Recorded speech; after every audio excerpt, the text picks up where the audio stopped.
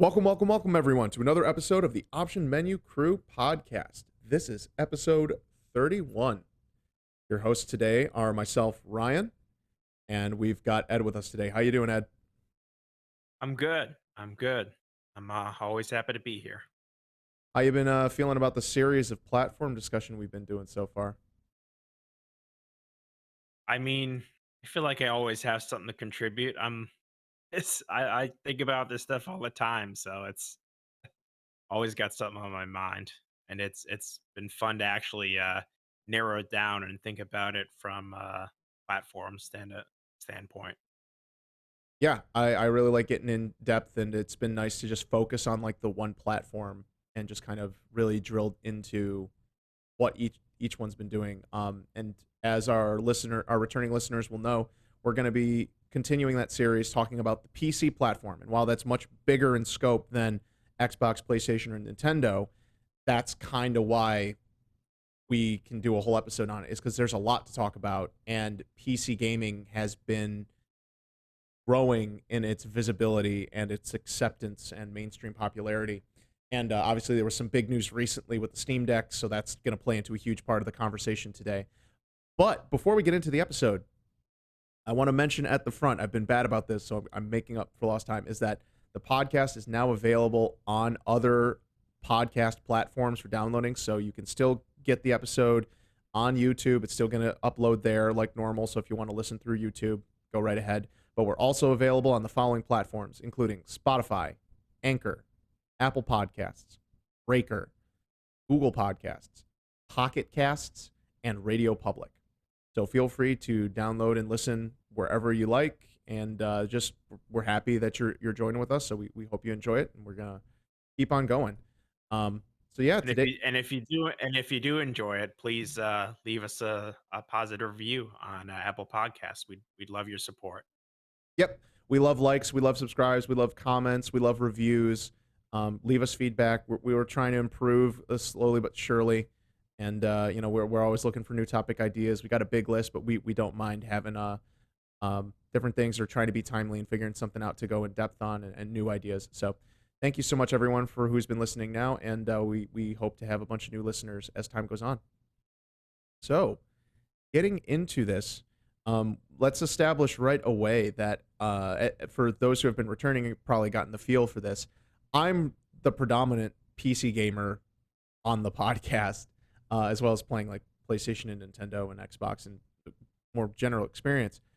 But Ed has had less experience with it, and so Ed, let's start from there. Is why don't you share like your perspective on like gaming and what you've thought about PC gaming over the last couple of years and such.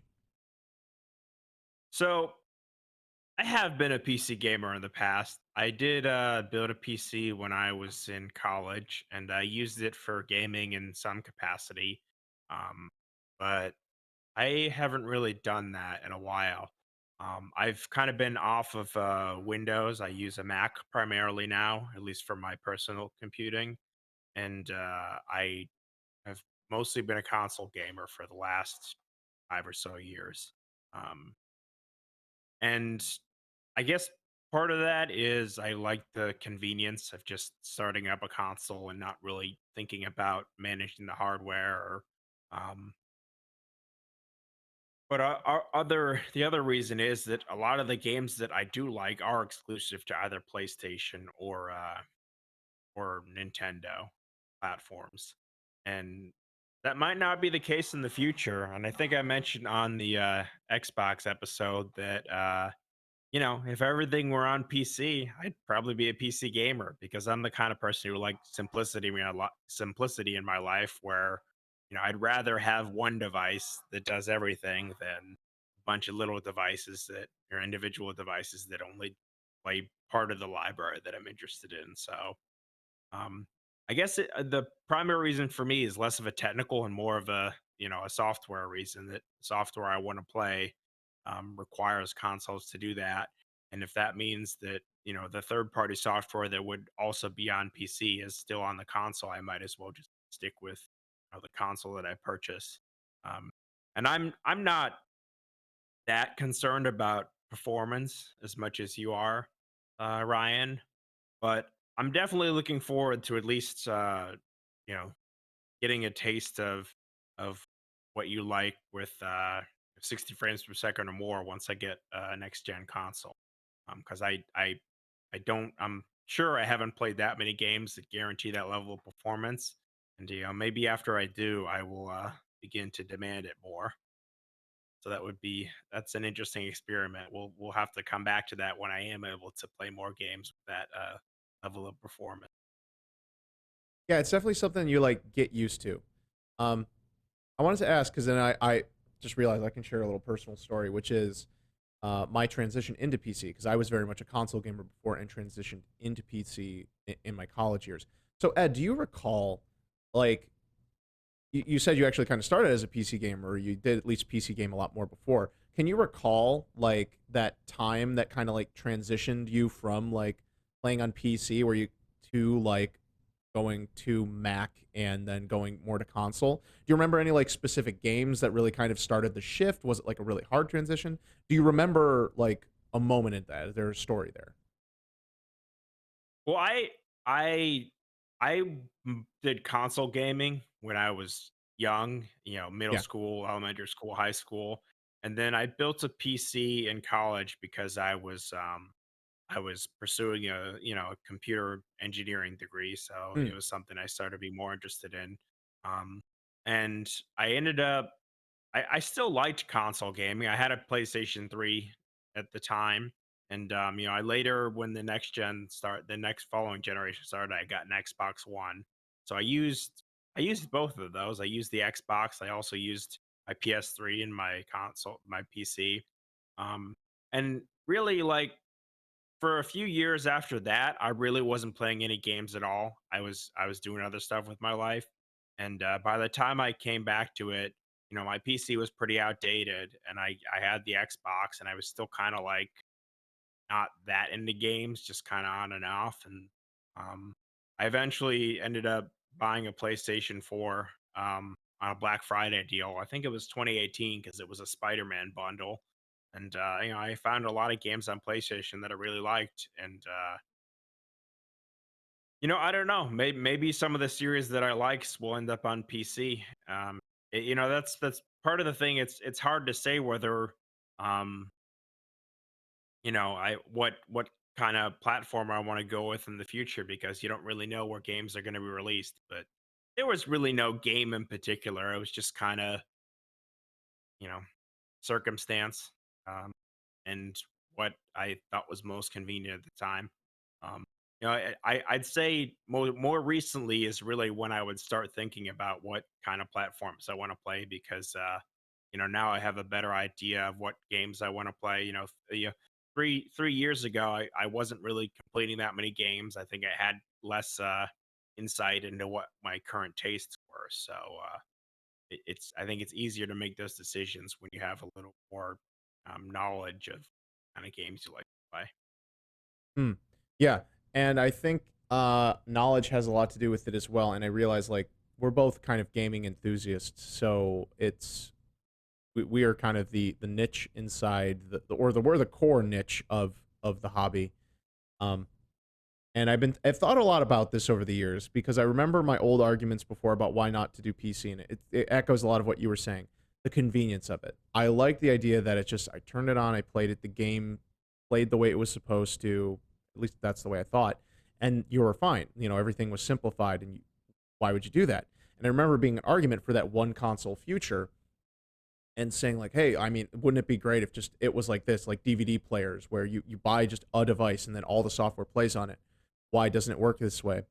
And then as I learned more about how the machines are built and what goes into it and like how porting and all that works, and then learning about like the options that PC has, I started to understand that games that my lack of choice was actually a problem on consoles because their games could be played better. They could work better. They could look better even. Not that I care as much about looks when it comes to like resolution. I like art style. I can be a sucker for like an anime art style or like a cartoony or cel shaded art style, things like that. Um, but when it came to like raw resolution numbers, like I didn't really care as long as the game like, you can make out everything on the screen. It really didn't matter. So I I can't remember exactly if there was a specific game. I remember playing Left 4 Dead 2 a lot as like one of my first PC games, and I also remember when I first had a gaming PC, and I started with a laptop actually. Um, it's a closed system, didn't have to build it. I got a laptop for college, and so I bought a laptop that had a graphics card in it because at the time I understood that any computer with a graphics card in it was probably a really good computer. And while there's more that definitely goes into that, and I come to understand that now, um, it ended up working, and I was able to play like Watch Dogs when it first came out on PC through. I forget if Uplay was out at that point. I think Uplay had to be out at that point, but either way.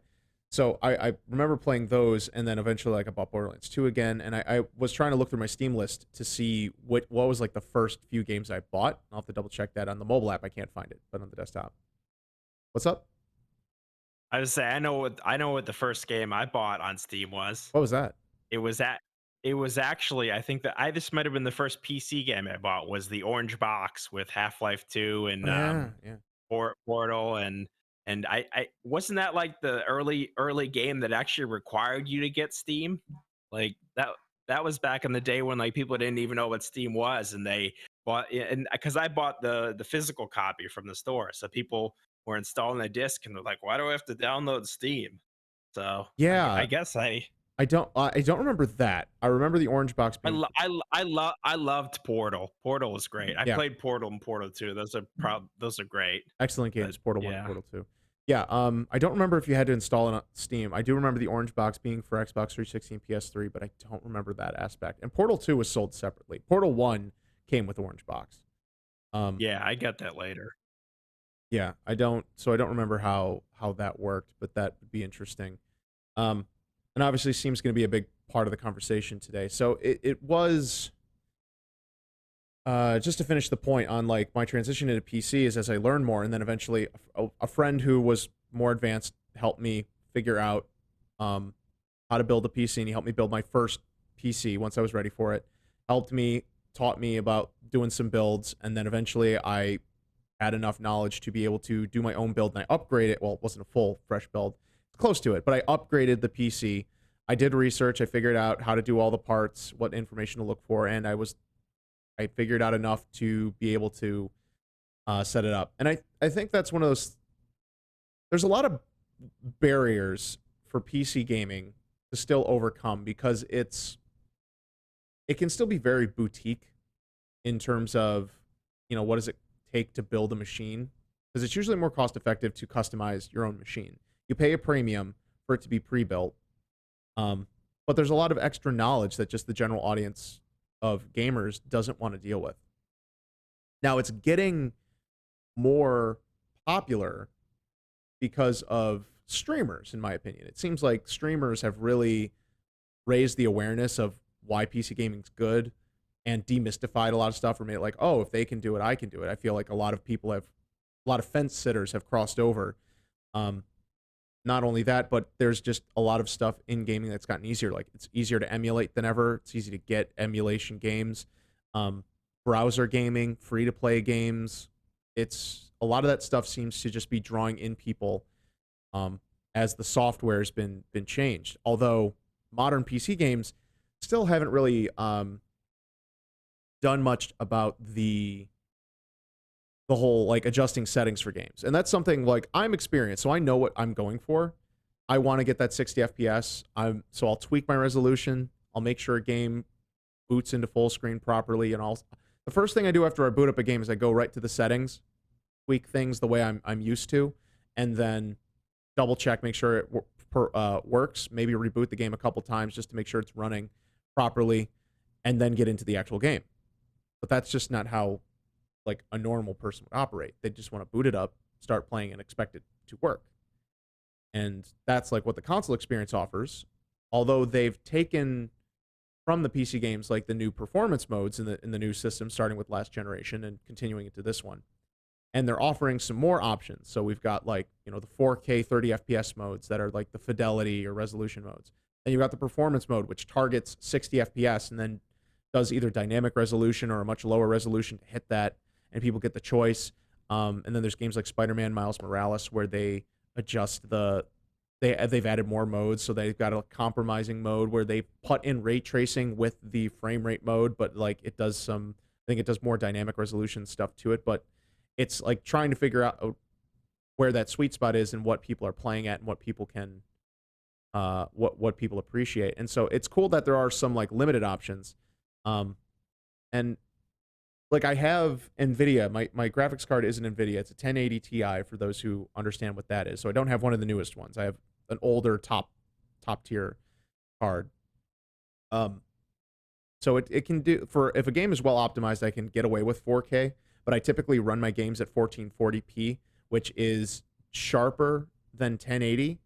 Not quite as sharp as 4K, but it's a compromise between the demanding, and it still looks really good. Like there are games that I run at 1440 and I can get away with a few extra settings and the games look fantastic. I can even run most games at 1080 if I really wanted to, and I run some games at 1080 at higher frame rates just to have the higher frame rate, which is the options you get, but it's not quite as clear. It's not like all the settings are individualized. So you can really kind of mess with that stuff and try and tweak and figure it, and nothing's like really tied together.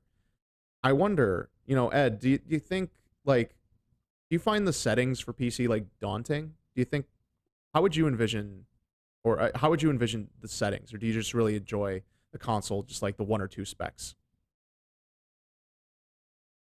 Um, I haven't really thought about it much. I Mm, mean, I used to play with the settings. I don't know if I ever really looked that much into the performance of it, but I'm sure if I had a target in mind, I don't think it would be that hard to just choose the settings to get the performance I want. I don't think that would be that hard. No, I don't think that's daunting. I think I would be capable of handling that. mm. I will say one other barrier for me in terms of PC gaming is, what is it? A 3080, just the best regular one is 699, right? And that's not, Yes, yeah, that's that's if MSRP. you're not paying.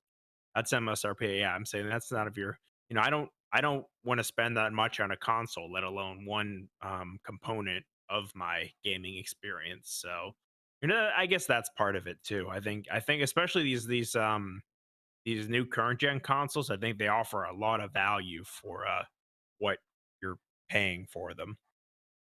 Um, I guess I didn't mention that earlier, but that's one reason that it I don't know. I might build a PC next year. I might decide I want to, and I might decide I want to in 5 years. I'm not ruling anything out, and I'm pretty sure I will be perfectly capable of doing the build. I've built a PC before. Probably just watch a few videos just to remember what order to do the steps in.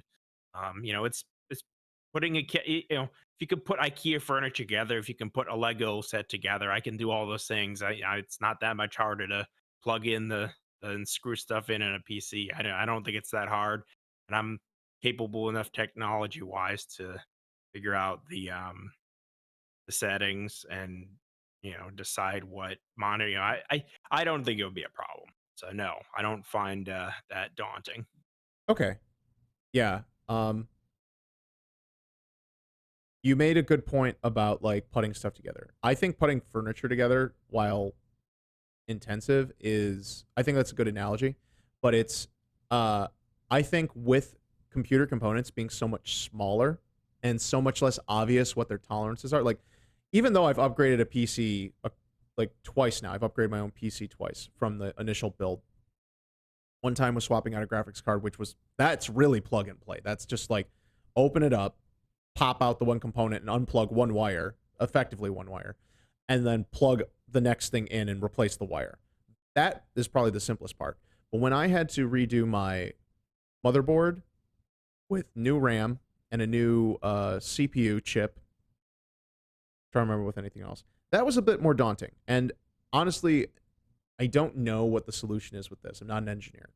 But if I had to say what the problems were when looking at, even as experienced as I am, which I'm still not advanced, I consider myself just competent with this, and I'm capable of figuring stuff out. Um, stuff markings on the board for like where I'm supposed to put power switches and stuff, and sometimes manuals, and that's an issue you see throughout the industry of like anything, even with furniture, like manuals being bad and poorly designed to explain stuff. I feel like some of that stuff could be a little bit clearer if you were building your own PC. Slotting in RAM's pretty easy, like doing that and plugging that in is not that hard, but understanding the compatibility between the RAM, the motherboard, and the CPU can be tricky. There's like specific things, like there's RAM that not only do you need to know like what type of RAM for like the speed, but then there's I think it's frequency is what it is, because there's like another number, and then you have to make sure your motherboard's compatible with that RAM frequency on top of it being compatible with that type of RAM. And then the same thing with the CPU, because the CPU has to be compatible with the motherboard, and then it has to be compatible with certain frequencies of the RAM in order to make sure that everything turns on and runs. So there's all these little bits Yeah, here. and I know those little gotchas with the way you know, some people not might not realize that you have to put the RAM in certain slots to get the dual channel performance. Where Mm-hmm. that's still a thing, isn't it? Like, I don't, doesn't your motherboard have two channels? I I, don't at know. least, yeah. Well, when I was building it, and I'm guessing it's still a thing. You would put there would be two, if there were like four slots for RAM, they would each be two different colors. So you would want to put them in the two, so you would get dual channel performance. And then, like the CPU, they're keyed. So, if you don't put it in the right orientation, or like the Right, notch matches the socket, I bend the pin. So like there's all those things that, like, I mean, I would be able to figure those out. But yeah, I could see right. where that would be. There's things like, if you don't know, it's easy to make a mistake, and and some people might not know when. And isn't it still the case with the RAM slot that you have to like pull the tabs out first and then push it in until they click in? Yeah. There's the notches, and Yeah, like you got to line up the but notches, the tabs, the locks. yeah, Yeah, like there's a certain way to put it in where it's gonna latch in properly. And I yeah. It's one. like I said, I could probably watch one YouTube video and have all the knowledge I need to do it. Right. Um, It's way uh, more. It is. There's a lot more information out there, but you pointed out another layer of complexity that could be to building these. So actually, I wouldn't even say it's so much as building furniture.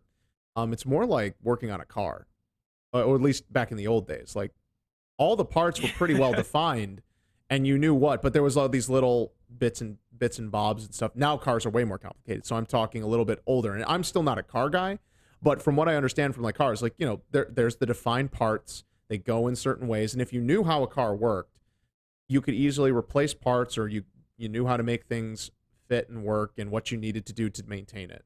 So computers are like that, and even like the power, where cables and stuff go, as if you're in the know, it's a lot obvious, but if you've never seen it before, there's like little nuances to the way things fit in, and they still haven't completely resolved that. But like you said, as soon as someone shows you that and explains it to you, but you need someone in your life, or you need a reliable source to be like that. And there's all different kinds of makes and models for all the different types of PC parts. So there can be little inconsistencies. I've been with my friend on a bunch of his builds, and there's always these little inconsistencies that end up giving him huge headaches, and sometimes he has to work things around. Sometimes it's just a matter of like you have to leave out a screw, or it's a matter of I have to bend the cable a certain way. But then there's other times where it's like he needs an entire adapter for something, or he needs to get a whole new case or a whole new component because it just didn't fit. It's off by a millimeter and it just won't sit right. It's or it's like wattage inconsistency, and you might burn out something, or it just doesn't, it's not compatible. There's all sorts of weird stuff. And there are other things in our lives like that, but we've trended towards making technology more convenient. And so um there's a lot of issues to solve there. But I want to go back to the much more broader thing, which you brought up, and I should have said I should have jumped on as well, which was price. Upfront price for a PC for a gaming PC is very daunting, and the graphics card prices now. This is a unique situation. They've been a very expensive component in the past, and there's been multiple levels of it. But because of the chip shortage, it's become even worse. And before that, before the chip shortage, crypto mining taking off and graphics cards being something that works really well for crypto mining has created excess demand in the market for a product that's not, it's not for its intended purpose. So yeah, a lot of people I talk to, like they always say, this is what I'd say to people who are like, "Oh man, getting into PC gaming, isn't it super expensive?" I'm like, it is. You can get a decent gaming system, a decent gaming PC for about as much of a console as you want. You won't get maximum performance, but it'll work and it'll can play a bunch of the games that you like. Um, but if you go a little more expensive, like that computer's going to last forever, and then the value of it is really perpetual because if you know how to upgrade or you know someone who can upgrade it for you, you can always just buy a component, which is cheaper than buying a whole new rig. You'll be able to do all sorts of other stuff on it, like productivity and go on the internet, checking your emails, etc. Like a computer doesn't have to be just for gaming; it's a multi-purpose. It's like a smartphone at this point, or smartphones now Hmm. mimic computers. And then there's also just all the other stuff that you can do. Like you don't need an extremely powerful computer to get all the emulators for Nintendo, Super Nintendo, Sega Genesis, pretty much up through PlayStation 2 at this point. The average computer can emulate that fine. So it's tons of free old games. And it's getting even easier now that there's like browser based stuff that you can get that doesn't even need like really high tech stuff to run. So it's the value proposition is getting is weighing even heavier on the PC side than it used to with consoles, especially now that backwards compatibility has been so dubious, as we've talked about in the previous ones. Xbox done a great job, and basically because they've had to, um, they've they've maximized their backwards compatibility all the way from their original generation up through the current. PlayStation, we don't even understand. Like, I mean, I guess we refuse to understand because it just seems so stupid that they just don't make like PlayStation 1 and PlayStation 2 games run on emulation and just let people do the same thing as Xbox. But, they remaster them, they resell the games and stuff. They don't want to let you just use your old stuff. PlayStation 3 is one of those things that's been an anomaly for them because it was such custom hardware. So, Nintendo pretty much refreshes its hardware every cycle. I think only the GameCube to Wii, then Wii to Wii U. So they've only done backwards compatibility one generation at a time, except on Game Boy, where those had much more protracted cycles. The Game Boy to the DS to the 3DS. And even then, they started like chopping off a lot more backwards compatibility. So The DS was only backwards compatible with GBA games, though. That was only one generation. It didn't play Game Boy Color, original Game Boy. yeah, I forgot So I about that. think I think and 3DS was only backwards compatible with DS. So I don't think they've done more than one generation in handhelds either. Yeah, although Game Boy Advance was one heck of a generation, so that being the one that they carried wasn't such a bad thing. Especially you could hold on to if you probably still had a Game Boy Advance SP laying around, or a Game Boy Advance, and that lets you play all your old Game Boy games if you really wanted to. Yeah. So that like there are certain things like that, but I don't expect people to hold on to a dozen different devices to play all their old games, and that's where we're getting to with our current situation where it's getting less and less like sensible to just hold on to all these niche devices for just for a various size library of games, especially with everything being digital and with technology making it easier and easier to bring them forward. Um, there are still, of course, technical hurdles to solve, so I don't want to completely go off the mark there, um, or I don't want to discount it. But it's been getting easier and easier as the tech gets older and new tech gets better at that stuff. And there's plenty of enthusiasts out there who want to preserve games and want to make these things work. So they're figuring that out and solving these issues for us, for the general consumer, not counting like licensing. And obviously, we don't advocate piracy. Um, but if you're looking to like run a game on an emulator for something, like I've got my Switch and I'm looking into emulating games because I want the better performance. I didn't get my Switch Pro, and I'll happily buy the official hardware and software if it's of good quality. But if it's not, then I don't mind not giving the money for a product I don't think was well developed. And I buy as many games as I can new. I've expressed before that like with Xbox on with Xbox Game Pass on PC, I'll play a game on there to try it out, and if I like it, then I'll go buy it on Steam. That's my preferred platform. So I guess transitioning into there is buying games digitally is kind of the way of things now. You used to be able to buy a lot of games physically on PC. So Ed, let me ask you, as someone who's been a more of a physical fan, is there any appeal to you with PC? Like, say, if there was still a way to get games physically on PC again, does that have any appeal to you? Would that make it any more appealing, or is that kind of a moot point? Probably not.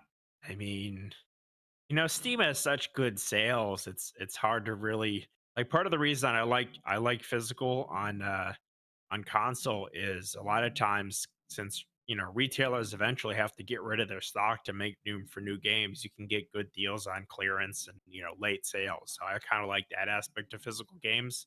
Um, and I do buy some digital games like on PlayStation when they do have a really good deal. I've bought digital games, so a lot of it, like I can afford to buy all these games at full price, but for a game that I want to play that might not be that important to me, I might want to wait for a sale. And I don't know. I'm of this. I My mind is of the type that I like finding deals. So Yeah, it's, that's the thing it's is, it's a little part that's broken inside me, but that's how I am. well, there's nothing wrong with Um, trying to find deals. It's a matter of just wasting the money on a deal for the sake of the deal and not playing the game or the getting the value for what you put the money into. But that yeah, was a little besides it, because and that it goes back and forth, and we've talked, and it's an ongoing topic not only for us but for the gaming industry, is like how physical games cost more because they have to produce them physically. But why don't digital games cost less in general? Why aren't they $10 less all the time? And it's sort of been that retail dependency. But even still, we're seeing we're seeing kind of like it goes back and forth. Like physical games go on sale a bit faster because retail needs to move the inventory, and then usually later on, games go on sale digitally, but they can be steeper because the profit margin is better in general. So whereas like the retail store is getting a cut, and then there's also all the production, all the money that went into creating that physical. Um, they don't spend any of that money, or it's much less to pay for hosting a game, and then just the cut between the digital store and uh, the developer publisher that made the game. So, I particularly like physical games for the Switch and 3DS and DS. I don't know, something about the weird shape of the box and the fact that it's a cartridge. Just mhm. it. I like collecting those more than PlayStation games. Like the disc doesn't do as much for me. I don't know. It's weird like that. Something about it is more sentimental to me than I still buy most of my new games on uh physical on PlayStation, but I guess I don't know, maybe for some reason I probably wouldn't care with PC. And I guess it's maybe if they gave me the option I would buy it physical, but um I'm kind of thinking if I do end up getting a Xbox Series X that I might just go digital with that because um you have Game Pass, so you're already getting a lot of stuff digital, and they offer you a discount to buy it if you buy it while it's on Game Pass. And I think a lot of the discs that you get for Xbox are kind of just like a license. Oh yeah, that's Most games even on PlayStation 5, you can install it from the disc and play it locally. But that's not like case for a lot of Xbox games, mm, especially the smart delivery ones. If you want to play the Series X version, you're putting in the disc and it's downloading the Series X version. Like the Series X version is not on the disc. So, there's less logical there's no the preservation is not a reason to buy the Xbox games physically, just because the version that you actually want to play, at least right now, is not on the disc.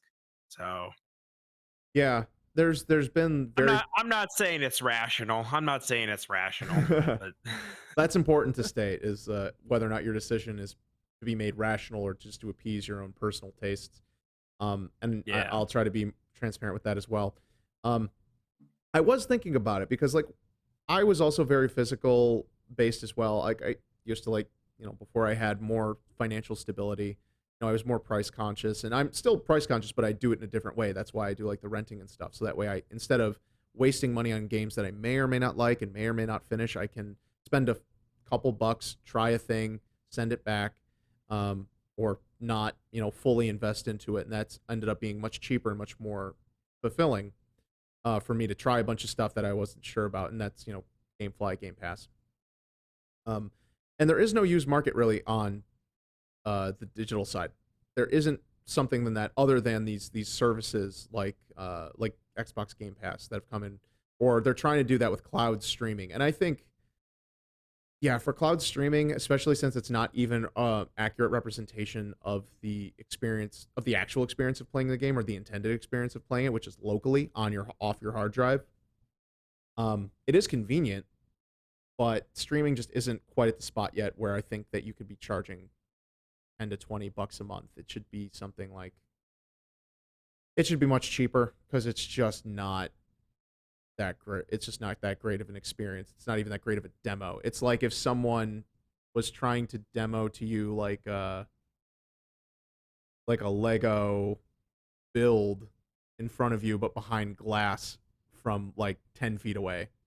Like, here, I'm gonna show you how this Lego gets built from 10 feet away behind like blurry glass. Like, okay, I guess. I don't know. That's probably kind of a poor analogy, but you know what I'm getting at. Like, it's just not quite the same.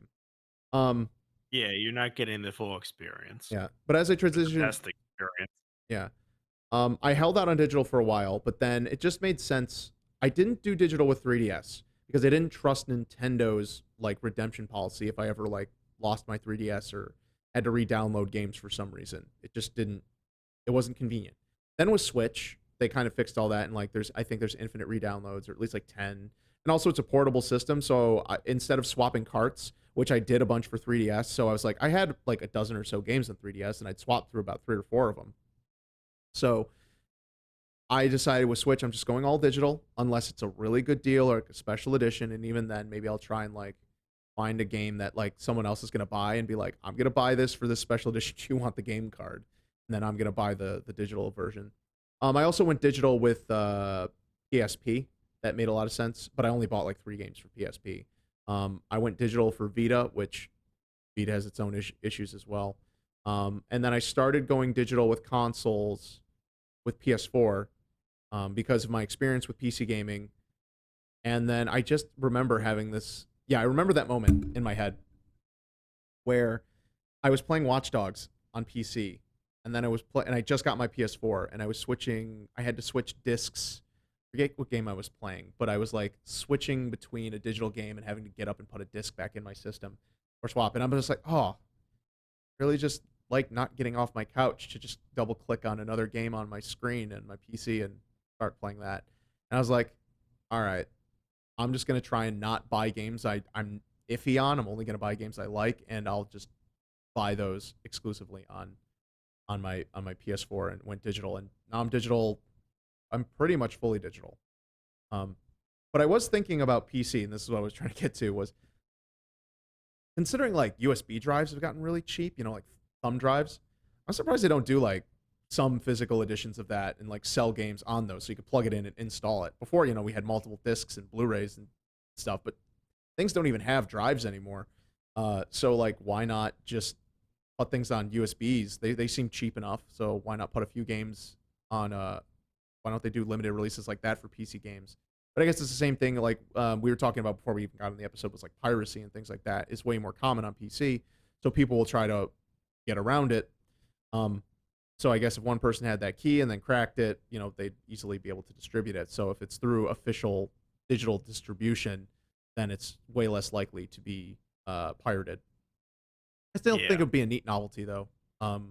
Every once in a while to like be able to get a game physically, and I can imagine there's also a limited uh, market that's like where data caps exist, especially since some games have gotten huge when it comes to their size, with up to and over 100 GB. But like even 50 GB is still a lot to download, and people have limited slow internet speeds.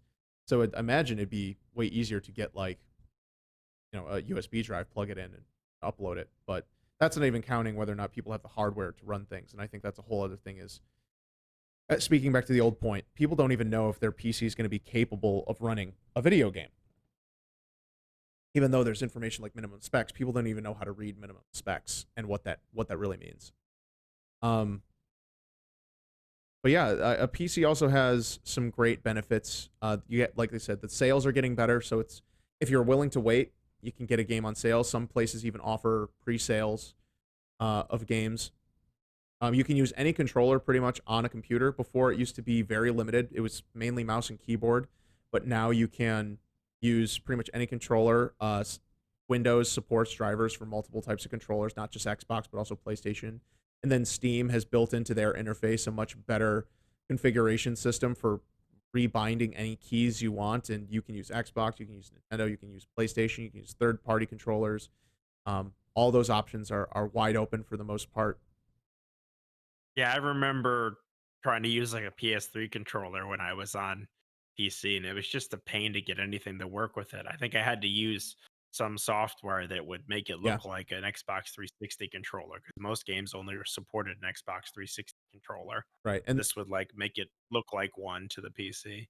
yeah, and people wouldn't have even known because to someone who's not too familiar, but Xbox and PlayStation pretty much have all the same buttons. They all have a D-pad, they all have four face buttons, they all have the two menu function buttons, they all have two analog sticks, four shoulder buttons. Like, why don't these just work? And but it's underneath, it's software that the PlayStation controllers run off of one type of controller software, and Xbox runs off a different one. And you wouldn't know, like, why doesn't it just plug and work? They have all the same buttons. So there's things like that that got ironed out over time, and they realized, like, well, people are buying controllers for PC and trying to make it work. So why don't we just make it easier, and then people just buy more controllers, so they sell those accessories. So that's been a huge thing that worked out really well in the PC space. Is now you can pretty much use any controller thing, and if not, and even if it's not immediately compatible, there's probably a really quick way to get it to work. So there's more freedom there, like we are saying about the emulator and like old arcade games, and that like you can get all those on there. Um, but let's bring up another interesting point, which is the division between Windows PC, Apple PC, and then there's also Linux. And I don't know, Ed, you can correct me. I feel like Linux is slightly irrelevant right now because that's like the niche within the niche within the niche of like operating systems, because most people are on Windows or Mac. Yeah, most people don't use Linux, but Steam OS is Linux, so that might change Right. things. I think yeah, Steam OS is based on Arch Linux, and it's got that compatibility layer, Proton, and Valve is really working on making that compatible with a lot of stuff. I don't blame Valve. They're right now they're pretty much beholden to whatever decisions Microsoft makes. Right. They do- it would it's better for them to have an OS other than Windows that works for their games. So I don't know. Maybe Linux will be more of a thing if the software that Valve makes is. I don't know how they'll make it available to other people. Yeah, there's I was looking up because I was curious. There's this website called Proton DB, and it has whenever whoever people test games and they submit how well they work. And I was looking up some games that I thought I might be interested in, and right now not all of them work perfectly. But and you don't know how many thousands, tens of thousands of games are there on Steam. um Valve is probably not going to test and optimize them all. So but with the effort, I guess we're kind of I made a small segue Yeah. into the Yeah. Steam Deck. I don't want to get too far ahead of myself, but the Steam Deck with Steam OS, that's going to be Linux. And if that is successful, then I think you might see Linux become more of a viable game platform. um Yeah. But isn't I don't know enough about Proton and all that. So because the way it reads to me right now is that Steam OS is built on Linux, but they built their own operating system. So you're not going to get Linux to get Steam OS. You download Steam OS and Linux is part of it. And that would like either run on top of Windows or run instead of Windows. So I feel like that's a bit different than like someone who would like completely ditch Windows to put just Steam OS. Because also Steam OS is made for gaming. That's like you wanted to turn a computer into a console, not you. I want to have good gaming inside my PC, and I think that's two different frames of thought. Would you agree? Um, I mean, I think Steam OS is, I mean, it's built on Arch Linux, so it is Linux. It's just a lot of extra stuff on top of it. So it's not a separate. I don't think it's going to be a separate operating system on than Linux. It just has a lot of custom stuff on top of it. Like I'm looking at Proton DB right now, and it says with Proton and Steam Play, many Windows games now work on Linux. Hmm. And this is software from Valve called Proton Yeah. that lets you game on Linux. And I think if they make it better for the purposes of Proton or Steam OS, that's going to translate. You can still use it on Linux. So yeah, it says 15,755 games work and about 19,316 games reported. So that's a fair amount of compatibility. Not all of them are like 100%, but Right. Right. So I yeah. that I mean I think it is Linux, and Proton already runs on Linux now. So, but I don't know. Linux is still a niche thing. Yeah. It's you have there's a lot of stuff on Linux that you basically need to use the command line for. Yeah. So if you're not comfortable using a terminal, you're just not going to be able to get very far on Linux. Not every piece of software that you might want or need is going to be available through an app store that you might install on Linux. Like you're going to have to install a package manager with the terminal and point it to the right domain to download a piece of software that you need for some reason or another. It's not. I don't think it's going to catch on as a mainstream thing. Not until it becomes really easy to use. Yeah. And I don't know if the people who like Linux like it because it's easy to use. I think they like it because it's powerful and it gives them a lot of options. Yeah. It's customizable. Um. Yeah. Funny. I was thinking of what you're saying is a good point. So I wanted to do a quick history lesson for people. Is because SteamOS came into existence because back when Valve was trying to do Steam machines, because they were afraid that the way Microsoft was talking about Windows 10, everything was going to have to be like a specific like signed piece of software through Microsoft. So they thought that was going to make their business model possibly obsolete because the Windows Store wouldn't be able to or Windows would no longer support Steam for selling games. All the games would have to be sold through the Microsoft Store. And then those, to counter that, Valve started making Steam OS, which would have been a dedicated operating system that people could have gotten on PCs who wanted to PC game to make sure that all that stuff stayed there and it stayed open and available to developers. Um, but then it seemed that Windows uh, either course corrected or just eventually figured out. It seemed like Microsoft acted in response to that of going like, oh no, everything's still gonna be compatible. We're gonna keep it still open. This is just a new thing we're offering that we hope people will adopt to make things better. I forget what their official um so what the extension was, the special like Windows Universal like media or something like that. It was some weird acronym like that. Um but yeah, When that did was when was what version of Windows was this on? Windows 10 when the pre-release of Oh, Windows 10. yeah. Yeah, that was a huge shift from Windows 8 to Windows 10.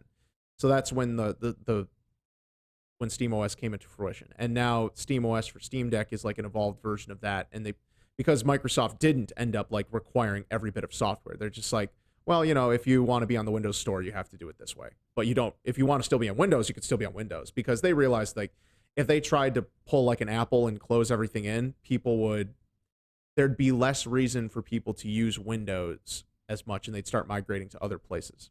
So it's almost like Linux is a great like competitor for Windows to keep Windows in that weird middle ground. And I kind of wanted to transition to this before because I wanted to get your feelings on this, Ed, as someone who's more ingrained in the Apple ecosystem. Um, Apple is very much like the console of PCs, very close platform, very deliberate. It like even like very close spec. Like you buy Apple machines, they don't license it out to anyone else. They make their own hardware, they sell their own hardware. It's very controlled in terms of what they use for components. Windows is like a weird middle ground where it's like, well, they're both very flexible and you can put just about any software on there, but they still put in a bunch of security protocols and things like that to protect it. And then of course there's built-in limits and features and stuff they try to hide behind doors so that way like casual users don't break their computers, but also so advanced users can't completely crack open the system. And then Linux is like the Wild West where if you know what you're doing, you can go ahead and you can pretty much do whatever you want, but like you said, it requires advanced knowledge. So as someone who's like more into the Apple and Mac side, how do you feel about how gaming is supported there? And does it still go to, do you just want to see the games that you like supported on Mac, or is there something else that we're missing that's like keeping Mac from really being a good competitive gaming uh, operating system compared to like Windows? I mean, I don't think there's anything wrong with the operating system. Although I think that I don't know about it 100%, but I believe that Apple they're they have certain graphics APIs that they support, and I think that for some games to work well on Mac, the developers would have to write them a certain way. I think there's like Vulkan and Metal, or I'm not 100%. I know there's different graphics APIs, and Mac is using one of them. I can't speak to it, but I think that's part of it. But I think a big part is that just the people who buy Mac don't necessarily game on them. Um, the most popular Mac has always been the MacBook Air, and before the M1, it really had very weak performance. It was mostly for web browsing and light office work. And then people who are buying high-end Macs with which have the graphics capabilities are probably buying it for creative work.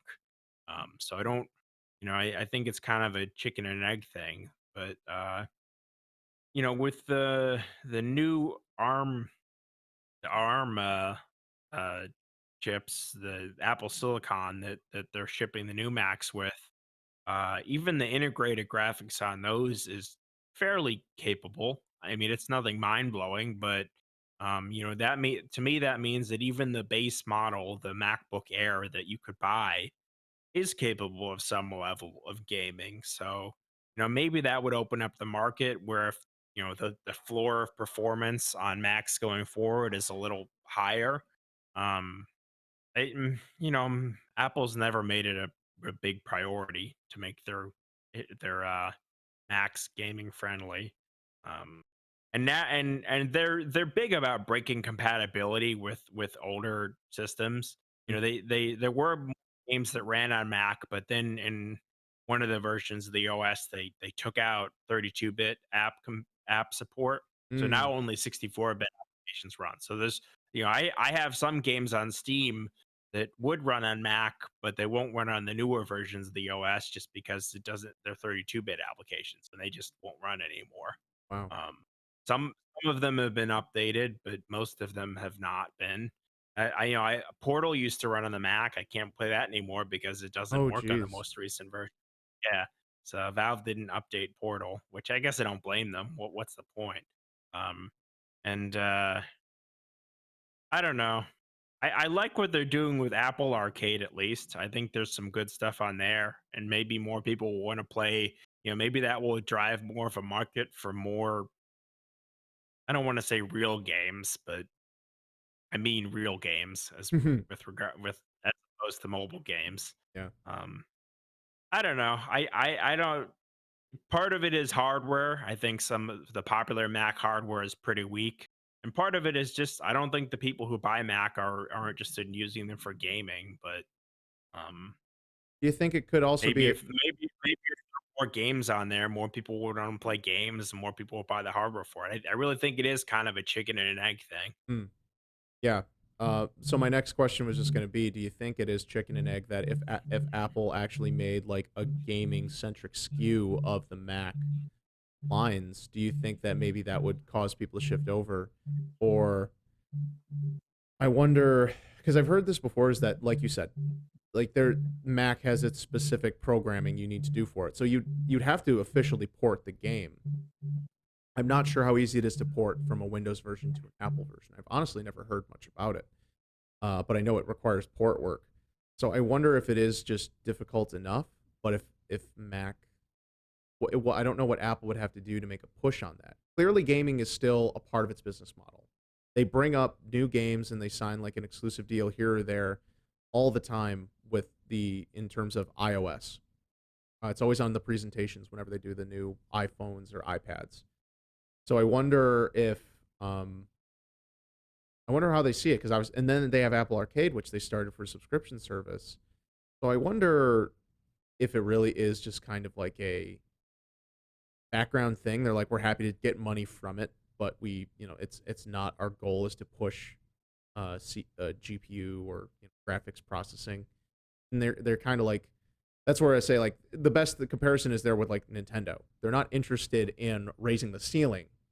They kind of just focus on the ground floor, and they're okay with building on top of the ground floor.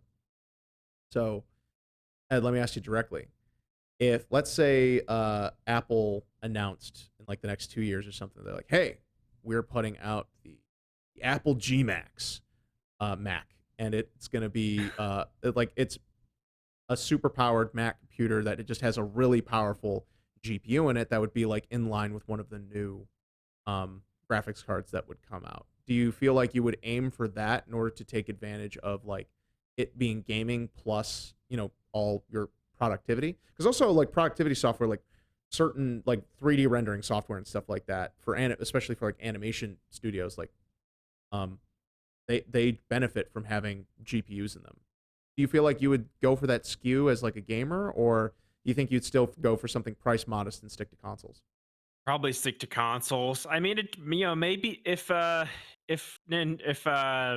Apple did that and also really made a push in terms of exclusive software, they might get me to bite if they had something I like. I don't know if I've talked about it yet on the podcast, but we'll talk about it next time with mole games. But I've liked what I have played on Apple Arcade, and I particularly was excited and have enjoyed Fantasian, the last latest and probably final RPG from Sakaguchi, right? The creator of Final Fantasy.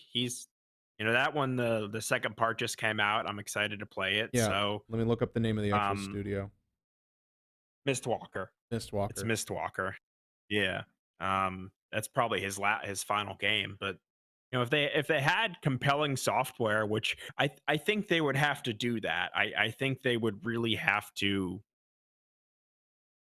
kind of just like how Xbox is pushing for exclusives and Sony has, part of what gets people on a platform is the exclusive. So I think they might be able to do that, but they would also have to have a software push behind it. And to their credit, Apple has really stuck with Apple Arcade. They introduced it in um I think 2019, and they're still getting new games for it. They're still coming out with new stuff. They're still, they followed through on delivering. They certainly, Stadia. They started developing games and they just pulled the plug on them. Like to Apple's Yeah. credit, they followed through and they're still trying to make it a compelling service. So Although Apple is more working on their service than their actual like studio development. They'll sign deals, but their whole shtick seems to just be giving people ways to purchase or spend money on games rather than like I don't know how many well, Apple studio well, like well, how many games are developed or funded directly by Apple. I think a lot of the games that show up on Apple Arcade were specifically made like they were deals where Apple funded the development, and at least they're either exclusive in perpetuity or they are exclusive, for a period. So Apple does. I think a lot of the games that are unique to Apple Arcade that show up there probably would not have existed if Apple didn't pay someone to make them. So I don't get the impression that there are games that are exclusive to Apple Arcade that had Apple not paid the money to lock them up, they would be on every platform. Um, yeah, but Well, a lot of the games I've seen on Apple Arcade, unless they were developed mobile first, have been on consoles or other platforms as well. yeah, some of them are like that, and some of them are indie games that started on Apple Arcade. But we're getting beside ourselves with the Yeah. mobile talk. But I don't know if the gaming offering of from Mac would be priced at a price point where people wouldn't just rather buy a PC. Because it's going to be a premium uh, device at a premium price. So I think people interested in PC gaming would probably just buy a Windows PC. I I wonder. I wonder because they're no, I guess it's true. I was just gonna make another mobile comparison, but that doesn't work out.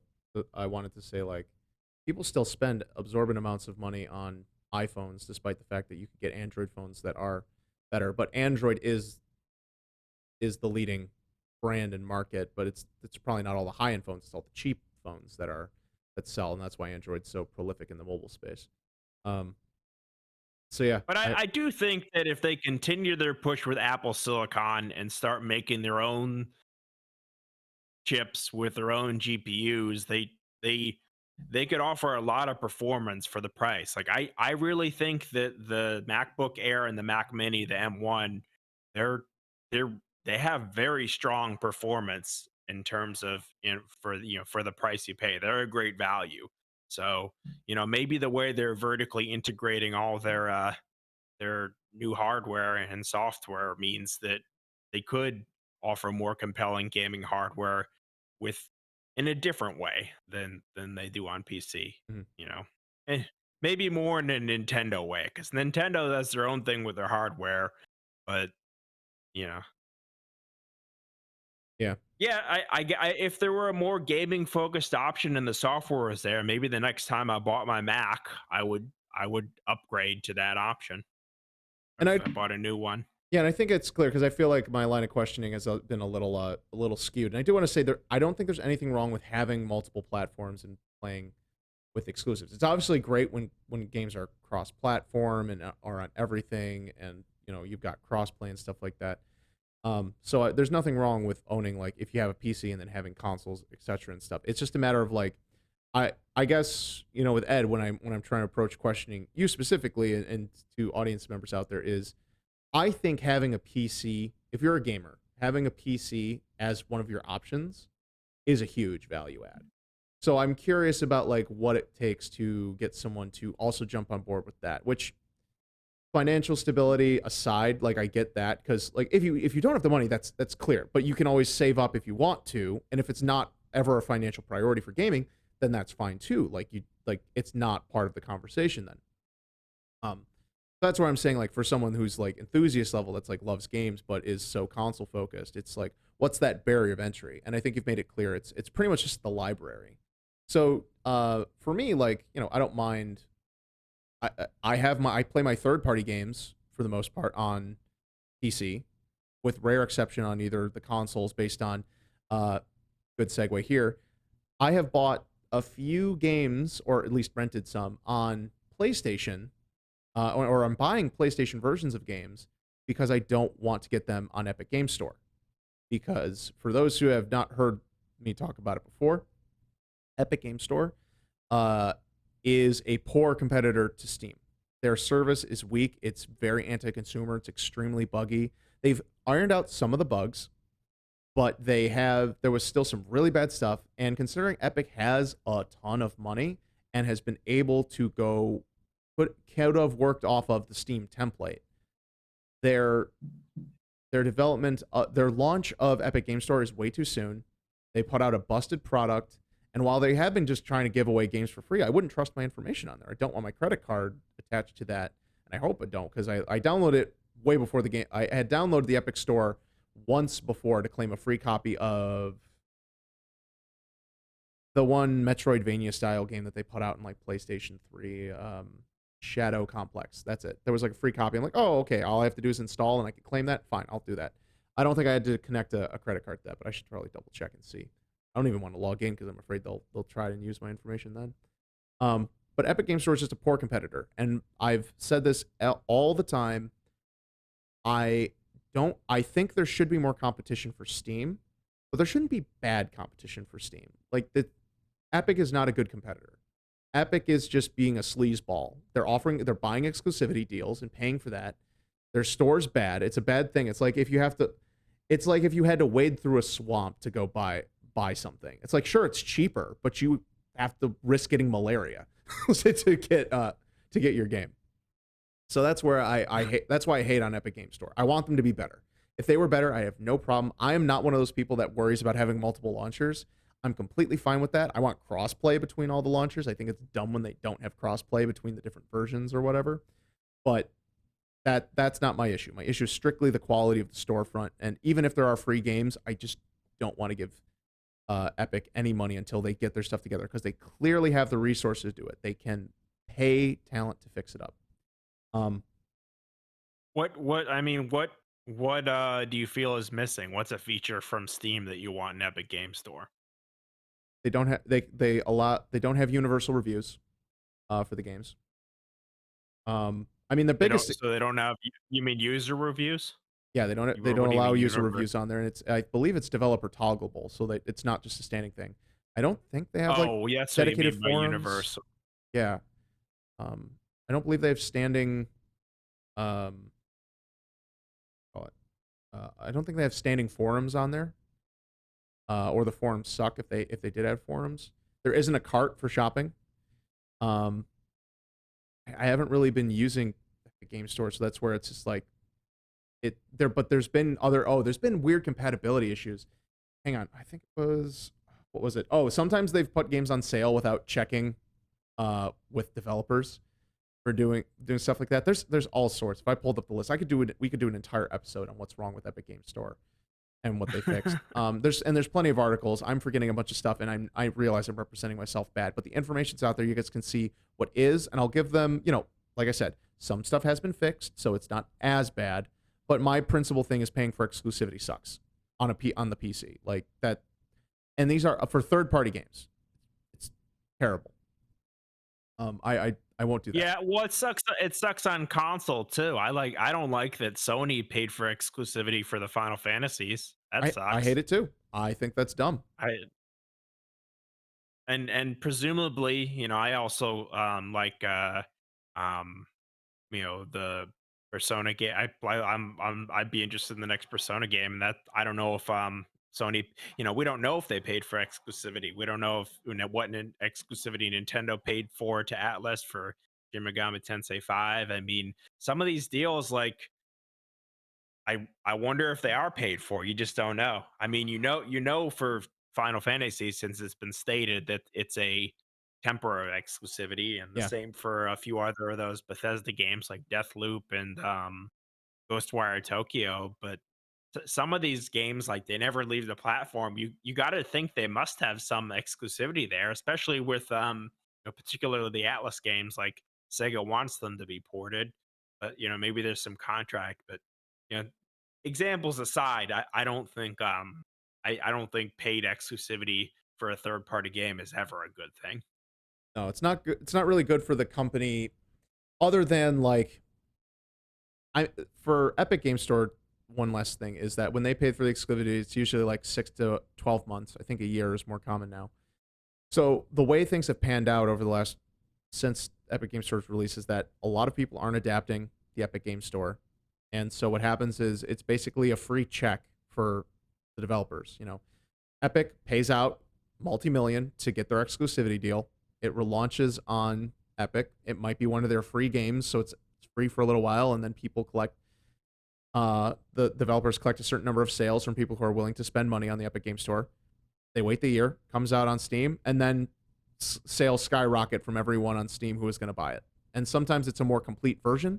They've had a year of development time, so they patch it and fix it. This happened like Hades basically used the Epic Game Store as like a long-term early access period.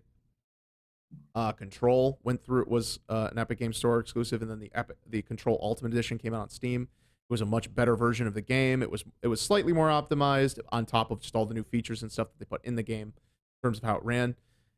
Much better experience. What was it? So the 2 games I've bought on PlayStation so far, I've bought it was an Apple Arcade game. I feel so bad that I was forgetting the name.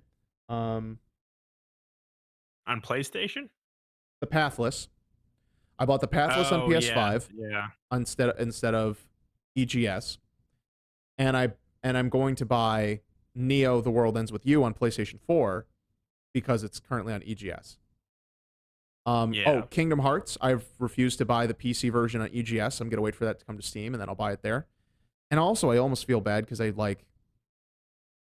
It's one of those catch-22s where like I've wanted them to bring Kingdom Hearts to PC for forever. I want them to bring it to Switch too. I don't know why they haven't yet, but whatever. The older games, like Kingdom Hearts 3, I could imagine probably requires a lot of compromise to fit on a Switch. But like all the other games, like all those other games could have easily gone to Switch, no problem with some like even if they were. I don't want them to go there at 30 FPS, but if you're just talking about getting them there, then fine, whatever for people. Like Switch audience seems to be a perfect overlap with Kingdom Hearts. I've said this for years, and I don't get it. But yeah, How many times have you bought Kingdom Hearts 1 now? Did you buy them on PS3 when they were released there and then on PS4? I bought Kingdom Hearts 1 once on PS2. I bought the HD version on PS3, and I've bought the collection that was the entire like back catalog thing. I forget what the official name is for PlayStation 4. So technically, I own So 3 copies of it, and I will buy it again for PC because the PC version is the ultimate version. And once I have that, like if that would have come out before at the same time as the PS4 version or before, not on EGS but on Steam, I would have bought that Oh, and I would have skipped the PS4 version because I'm like, oh, that's the penultimate. That's everything. As long as the port wasn't completely busted. If the port comes out and it's like busted, doesn't work, then yeah, I'll avoid it. I have no need to, unless it's like super cheap, like $10 or less or something. Then maybe I'll get it just to try it and see how far I can get away with it. But those are right there, and Square Enix, especially from their, I believe that the reason why they started signing up those Epic exclusive deals is because they got desperate after Avengers bombed, so they needed the cash.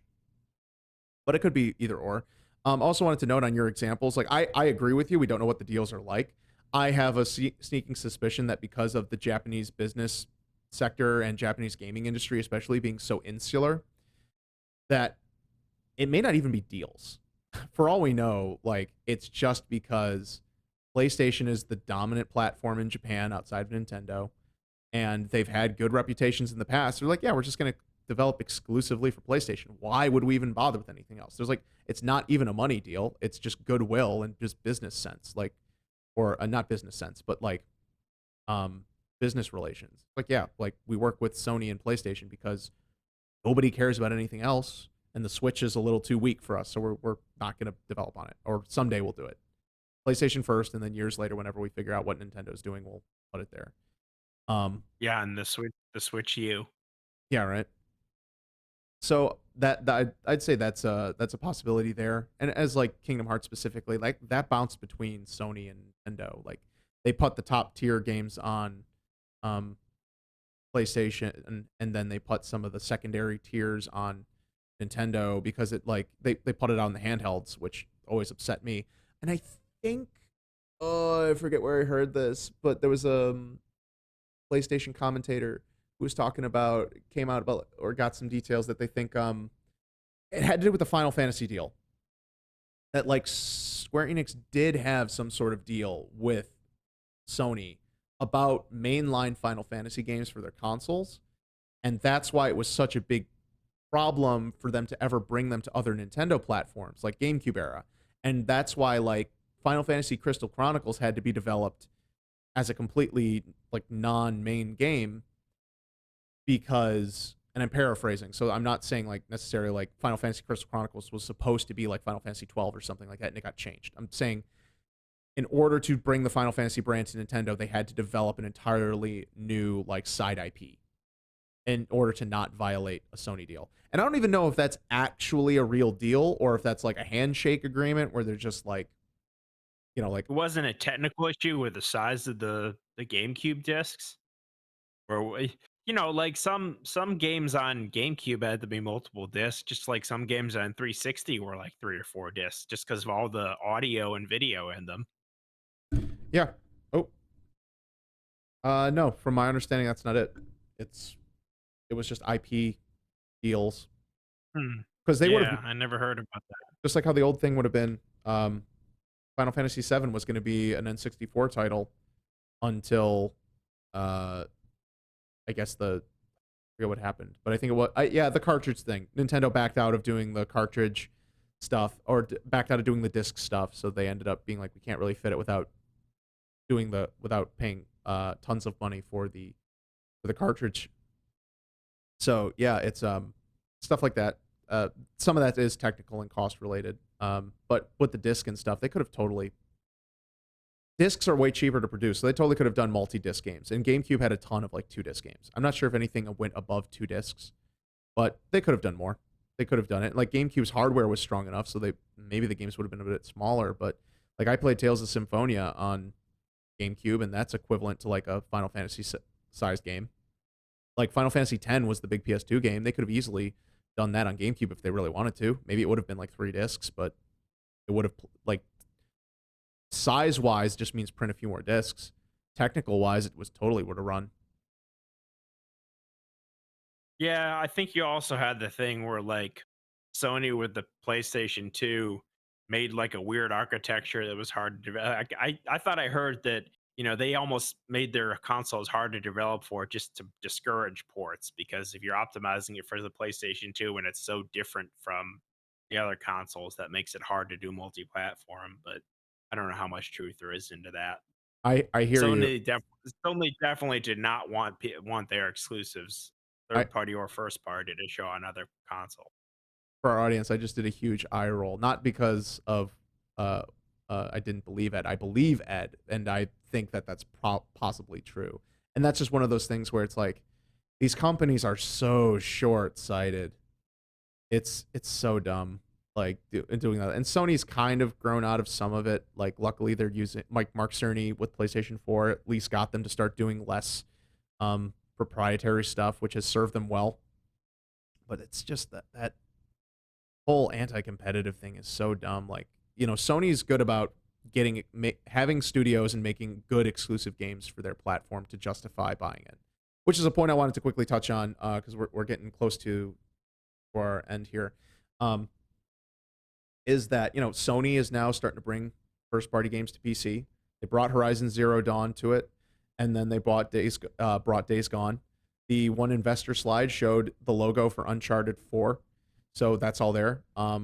PlayStation has allowed their streaming service on PC with PlayStation Now, and they announced that the new God of War came out. Not the sequel, but it's so I hate these rebranding names.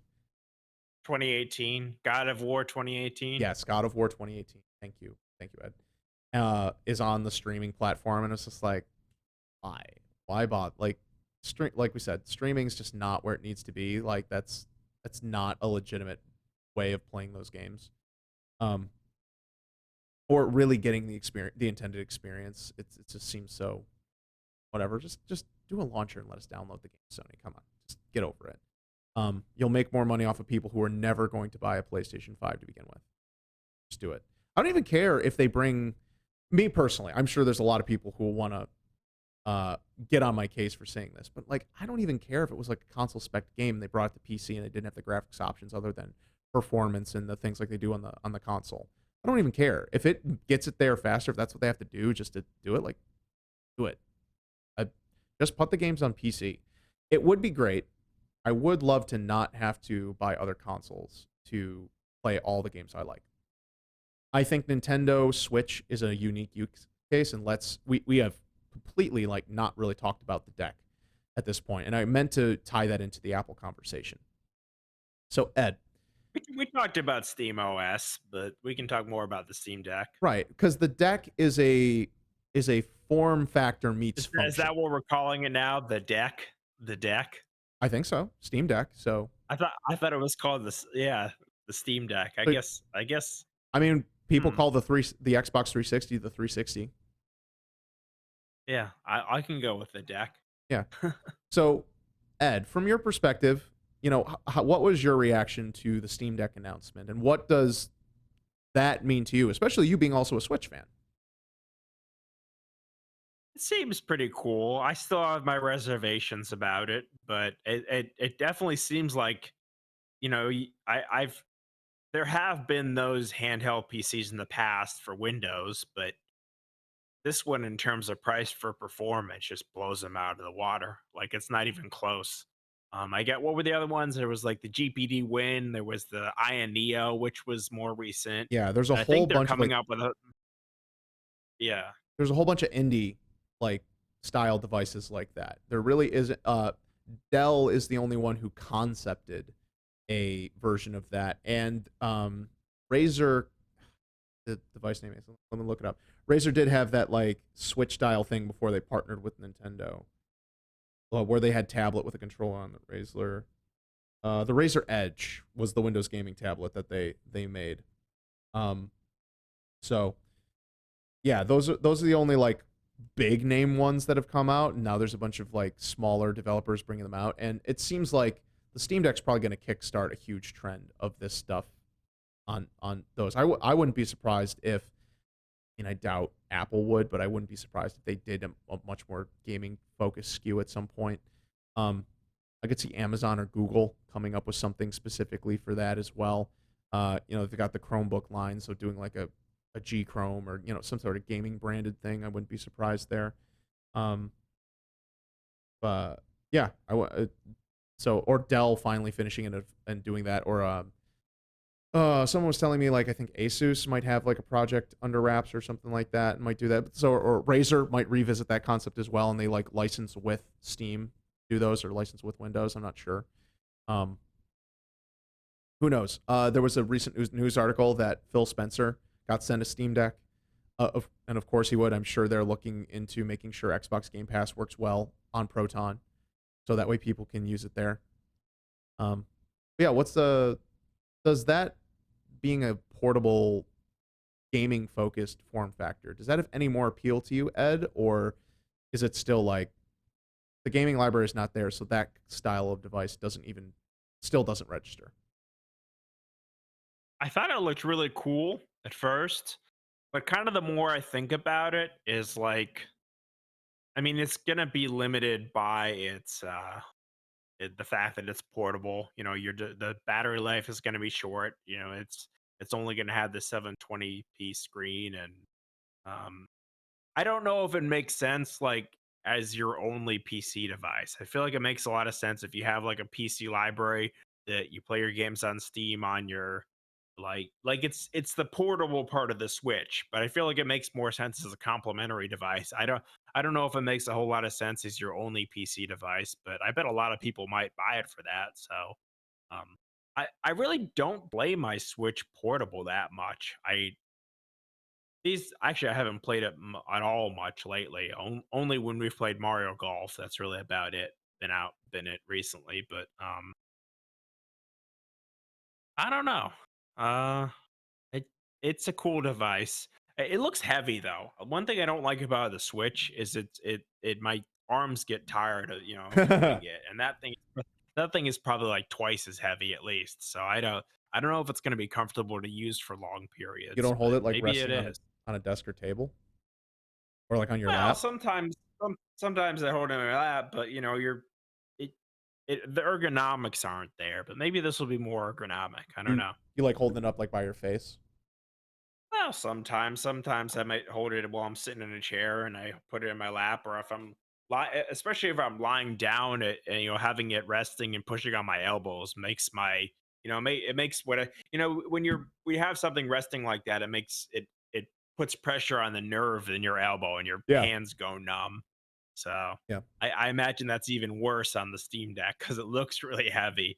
Um, and you don't know how hot it's gonna get, and I will say maybe I end up getting it. I did put in my reservation for $5, but I'm not. I probably won't be able to get it until like mid 2022. So I have plenty of time to see the reviews and really get. I'm kind of glad that I don't have to decide in December whether I want it or not, Mhm. because I would like to see how the reviews go and how the software support is expanded. I mean, what kind of, if people are running emulators on it successfully, or if they have to install Windows. Like I want to know the details so I can make an informed decision. But Mhm. um and I've also thought, like I said, I told you I've thought about building a PC, but part of it is like I have a lot of games on the platforms that I have that I want to play and Mhm. haven't yet played. So, my I only have so much time that sometimes it feels like if I buy another device, I'm spreading my gaming like effort even thinner, so I'll never finish any game. So I try to finish the games I start. So it I don't know if I necessarily need another device, but it looks cool. So you don't feel the portability would increase the amount of time you spend playing with it? I Oh, no. No, I don't think so. Because I don't usually play things portably. Like, maybe if I go on vacation, I might bring my Switch. Like, I might pick a small game just to keep myself occupied when I'm bored. But, Yeah. like, if I'm out and, if I'm out or I don't travel very much. So, Yeah, especially these not a last 2 whole lot years, of, right? and and it's not like I go on planes or trains very often. So it's like, what I, I, I don't have much of a use case for a portable device. Yeah. For me and my friends, it's more that it's gonna be the ultimate LAN device. So instead of picking up our towers and unplugging them and setting up monitors and stuff, it's like, "Oh, this is just good enough for us to pick up, put in a bag, bring over. We can use portable battery packs, it's fine like that for extended period of times to play, and be able to just play for the couple hours we're hanging out." Because you can't not a lot of PC games have local screen multiplayer. I mean, there's a number of indie games. I'm not saying there aren't any, but like for the bigger games, everything a lot of bigger PC games are still focused on online multiplayer because if you have a PC, you're online. So that's where the main use case comes in is that it, like you said, a companion device. It'll be great for just being the LAN solution. And some people might say, well, why don't you just get a laptop then if you're landing all the time? With a laptop, you have to pay more. Like you want to talk about price problems. Even as a PC gamer, like I can spend if I want to upgrade my graphics card in about 5 to 7 years. All I have to pay is like the couple hundred there. Or so if I wanted to buy the brand new one, yes, I'm going to be spending close to $1,000, over 500 for sure. Um, but if I don't want to go with the top of the line and I've waited a couple of years, I could go for one of those mid-gen cards, or not mid-gen, but one of those older cards for a couple hundred less, and I'd still be upgrading the experience. So it's this would be so buying a laptop's even more expensive because you're locked into the screen, you're locked into the parts in there. If something breaks, it's very difficult to repair and do that. Some are better, and different manufacturers experiment with different amounts of repairability.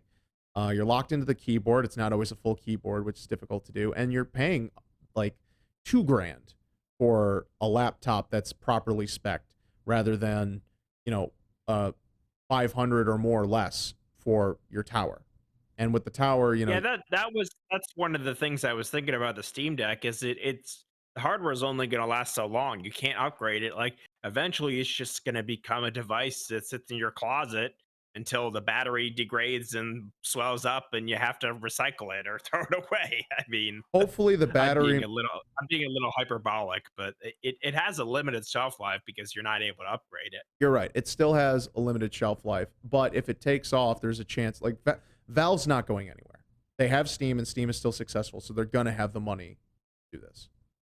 So the hope is that they will keep going. That this is like the niche device that will take off in the market, and they'll be able and willing to support better versions of it, plus be able to repair it. I'm not sure if the battery's like glued in or whatnot, and there's stuff they're still figuring out. They've only shown off like and they've made it very clear it's still a very much in production units that they're going out, even though they looked very finished. So some of that stuff might get adjusted over the years or before launch. It might be something where they choose to make it easier to replace batteries or things like that, or removable and at least let you run off of external power. Who knows what other options they might come with. So there's hope there, but I agree there's things to be weary about. At the same time, with the nature of PC gaming, like scalability is so huge that even if my Steam Deck is only good for older games and LAN and emulation, like that is a much better solution for me than um trying to when I play all my big games and I save them for playing on my TV. So it's good as a situational device. But yeah, as the singular, I would say, yeah, if you're looking for like your main gaming thing, a laptop, if you got the money and you're okay with starting fresh every so often, because games will still work on there. Like it takes a while for games to like not be running at good settings. Um, I'd have to see because like I've had the 1080 Ti for 4 years at this point, and as long as I'm willing to even go down to 1080p resolution, I can get games running at 60 no problem. And for me, that's really all I need, even if it means I have to go down to like medium or low settings. And all those words are relative to whoever's listening, and that's not downplaying anyone's intelligence. It's like I wanted to bring up like low, medium, high. I was thinking about like the way we label settings, and I was hoping one of the solutions would end up being at some point is like, I think it was Death Stranding on PC has like has labeled their settings different. Like they have like intended, I think is like one of the settings is like their main one, and that's like equivalent to basically what it runs on consoles. Um, but that's something I would have liked to see more with PC gaming settings is to change them more to like what is like the developer baseline of like what they want people to experience with this game, and then tweak from there to make it easier so people don't really have to think about um, going into settings now. I'd love to be able to go into a game and not have to think about it by default, not because I have the NVIDIA G experience, not because I have Steam is doing it for me. Like the game should just boot up and be like the monitor is this resolution, or you set it to and the game's going to run at this, or it's going to set it at default, and then I spec from there. And I guess some games kind of do that. They could run benchmark tests at the start and things like that. There's some software solutions. It's totally solvable by software. I just like to see it more commonplace with some of that stuff because I understand that that's another thing where even talking to people who are getting into PC gaming, I'm like, you have to learn. If you're going to play PC, you have to learn some of the basic things because if you're having troubleshooting issues, if it's not going full screen, if it's too small or too big, or text is wrong, or things aren't fitting on the screen, like there's a whole bunch of stuff you have to sort out. There are a whole bunch of benefits to PC gaming, and it's just a matter of there is a big initial investment. There's acquired knowledge that you have to come across. It's not super available. I mean, you can go on YouTube and stuff, but you still have to know what to ask for and what to look for. There's a lot of specialized knowledge still in it. So I make no bones about that, but I think it's getting better over time. And I think as technology gets better, we're seeing PC gaming benefit from that, and we're seeing things become much more consumer friendly. And it's becoming much more public, like I said before, like it's the streamers are demystifying it because they're doing it all the time, and they're like, I was like you, I didn't know these things, and I'm gonna explain it, and here's how this works, and the YouTube videos and stuff like that.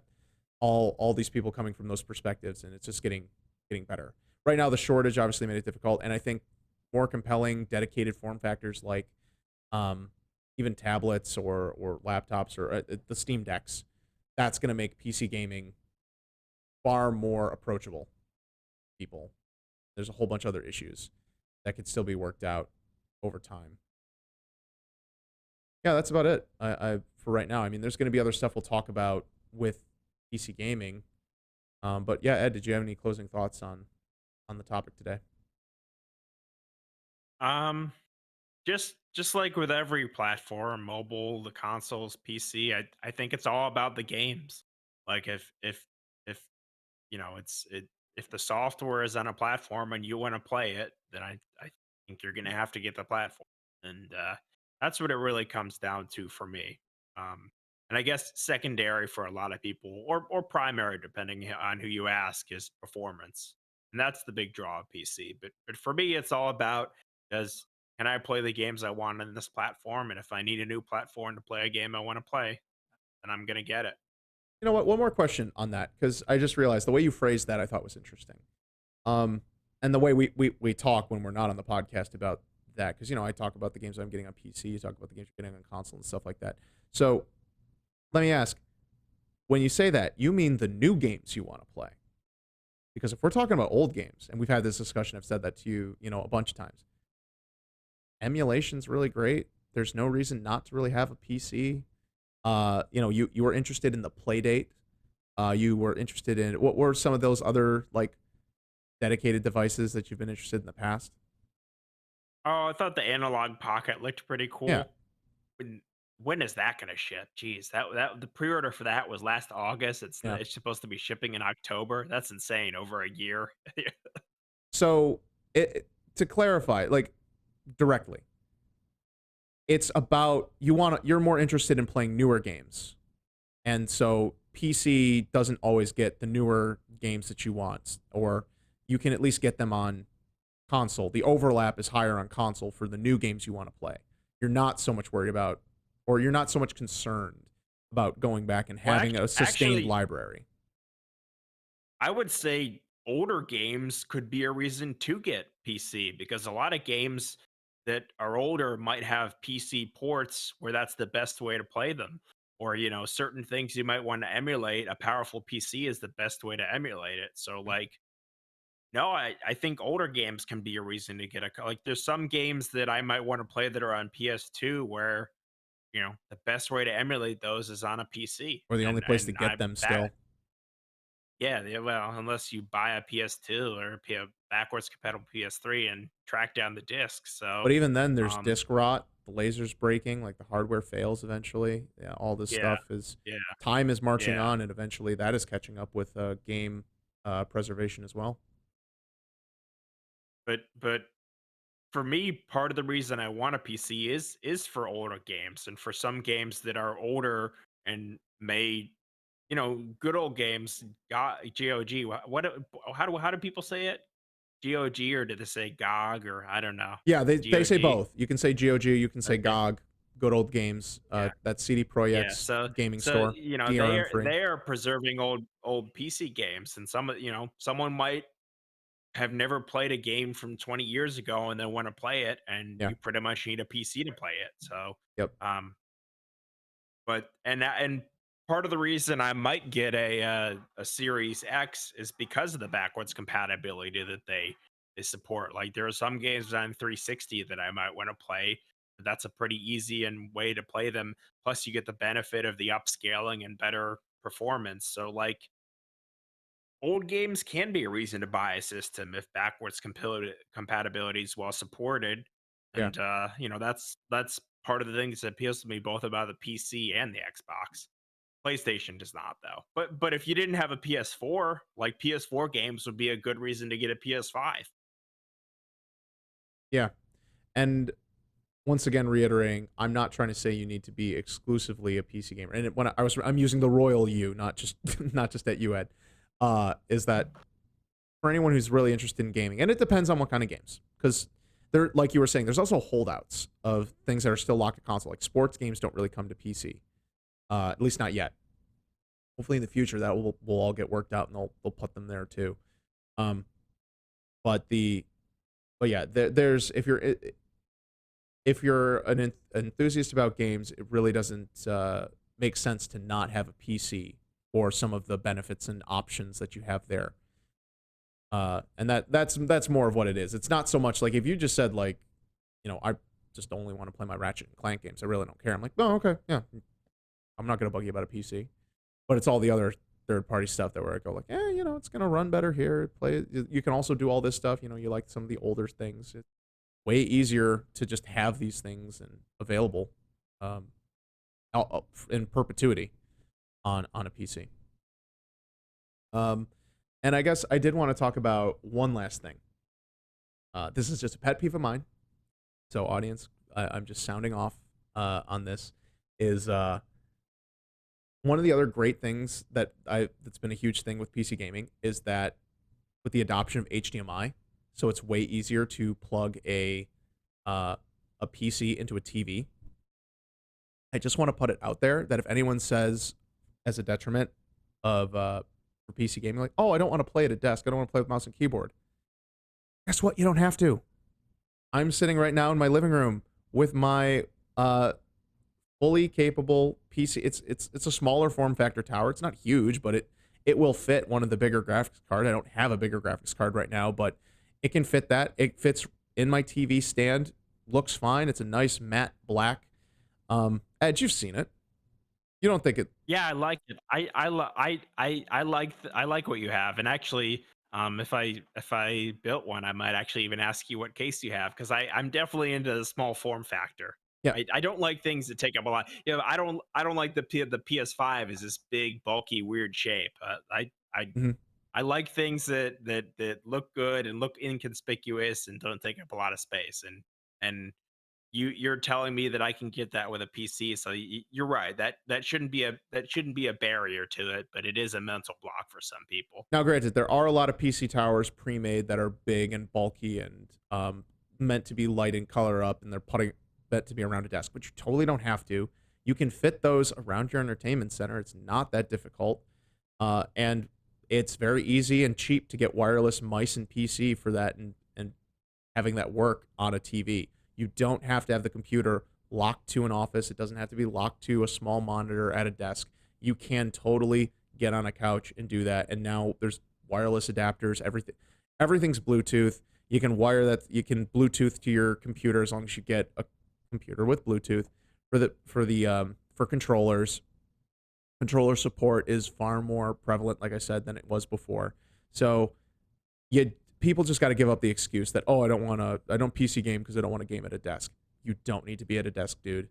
Work your living room around. That's not to dismiss people who are in situations where they have to cohabitate. You know, you've got your significant other, or you've got um, maybe you're still living with your parents if you're younger, or if you have kids and you need to compromise in certain situations. That's that's fine. You have to work that out. You have to work that out. You got your own personal situations. But in general, there is nothing about the PC itself that is locking you to that desk. You can totally hook it up to a TV. You can totally game on the couch. It's completely feasible. And I'm not even doing anything crazy like I've got like a streamer cube or anything. I've got a sectional couch. I put a side table up where I can put my mouse. I've got a nice light wireless keyboard that's a full thing. It's not the best. It was $20 when I bought it. And I've had it for years. And I use that, and I rarely play on mouse and keyboard. There's only like two games I ever played on mouse and keyboard specifically. One is Overwatch, just because I can't imagine playing Overwatch and being anywhere near okay on PC without using mouse. Um, and I think I played with it for a little bit when it came to like Left 4 Dead, but like I don't have to. I don't play mouse and keyboard. So I just wanted to sound off for a minute and let off some steam and just be like, look, so to speak, no pun intended on this. Um, is that you can totally hook up PCs wherever you want these days, and TVs are even getting more gaming focused with actual higher refresh rates and things like that. So and lower latency, so everything plays well. Like I'm just tired of hearing that when people complain about it. It's a dumb reason to not get into gaming if everything else lines up for you in terms of a PC. And once again, not disrespecting people with their own personal situations. Um, that's different. Just don't use it as an excuse. Just be honest about why you're actually not buying a PC. But yeah, um, that's about it. I feel like there's still so much we could have talked about. I know we had like that text message, and there's all sorts of little specific things about the different stores and whatnot. I don't know, but we'll do a bunch of topics in the future, I'm sure, about some of those specific areas. And so this series of platform specific discussions is almost over. Next week, or next episode, I should say, because we're a bi-weekly podcast, is will be on mobile games. So we'll talk a bit about our thoughts and feelings on that in the industry and our experiences there, just like we've done with all this, where we'd like to see it go, and how we think it ties into all the other platforms. Um, that might have been something that I wish we could have spent more time on, and we'll definitely cover in another episode. Is how to handle like where all these consoles fit in, well, all the platforms fit into overall gaming space. So one last time, it's cool to own multiple things. I think that's the better way. We don't need one system. The PC is just really good for gaming, and you should totally consider getting one if you can, and look for information online. And we'd love user suggestions about what information and problems people who are on the fence about it still have, and try and do some research and do a much more like reactive episode on like answering people's questions about PC gaming. But nowadays there's even more information. Thank you to everyone who was listening today. Like we said, we are on a bunch of podcast platforms now, on top of just the episodes regularly going up to YouTube. And so that list again is Spotify, Anchor, Apple Podcasts, Breaker, Google Podcasts, Pocket Casts, and Radio Public. Uh, like, subscribe, leave reviews. The Option Menu Crew channel is on YouTube. Feel free to subscribe there instead of my personal channel for that. And we hope you enjoy it, and we look forward to bringing you more episodes. And so that's me, Ryan, signing off. What about you, Ed? I've said all I need to say.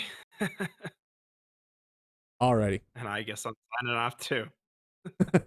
Thanks, everyone. Take care. Bye.